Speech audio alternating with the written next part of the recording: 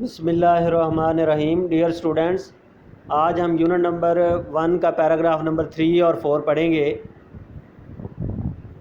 In the 5th and 6th century mankind stood on the verge of chaos. 5ویں اور 6ٹھی صدی عیسوی میں انسانیت انتشار کے دہانے پر کھڑی تھی، یعنی بکھرنے والی تھی، تباہ ہونے والی تھی. اٹ سیمڈ، یہ دکھائی دیتا تھا، دیٹ دا سویلائزیشن کہ تہذیب وچ ہیڈ ٹیکن 4000 years، کہ جس کو 4000 سال لگے تھے ٹو گرو، پھلنے پھولنے کے لیے، ہیڈ اسٹارٹیڈ کرمبلنگ، بکھرنا شروع ہو گئی تھی یا تباہ ہونا شروع ہو گئی تھی. یعنی جس تہذیب کو 4000 سال لگے تھے ترقی کرنے کے لیے، پھلنے پھولنے کے لیے، وہ تباہ ہونا شروع ہو گئی تھی. At this point in time, یہی وہ وقت تھا، اللہ المائٹی ریزڈ اے رسول from among themselves, Allah نے ان میں سے ایک رسول بھیجا، who was to lift the humanity from ignorance into the light of faith, جنہوں نے انسانیت کو جہالت کے اندھیروں سے نکال کر ایمان کی روشنی میں داخل کرنا تھا.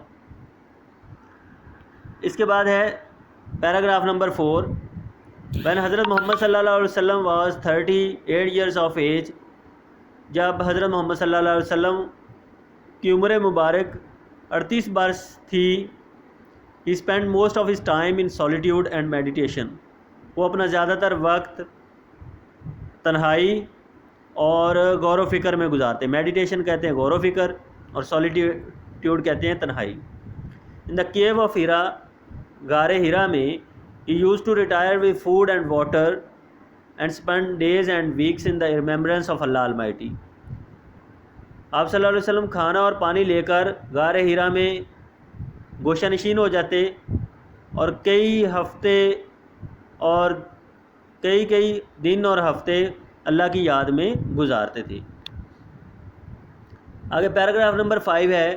دا period of waiting had come to close, انتظار کا وقت ختم ہو گیا تھا.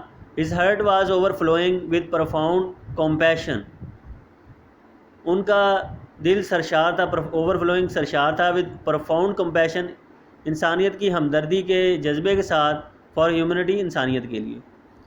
ان کا دل انسانیت کے لیے ہمدردی کے گہرے جذبے سے سرشار تھا یا بھرا ہوا تھا. he had a pressing urge، ان کی شدید خواہش تھی، ٹو eradicate، خاتمہ کرنے کی، رانگ بلیفس، غلط عقائد کی.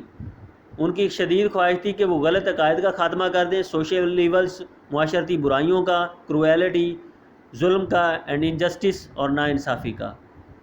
ان کی شدید خواہش تھی کہ وہ غلط عقائد، معاشرتی برائیوں، ناانصافی اور ظلم کا خاتمہ کر دیں. دا مومنٹ ہیڈ ارائیوڈ، وہ لمحہ آ گیا، when he was to be bestowed with نبوت، جب ان کو نبوت سے نوازا جانا تھا. bestowed ہوتا ہے نوازا جانا.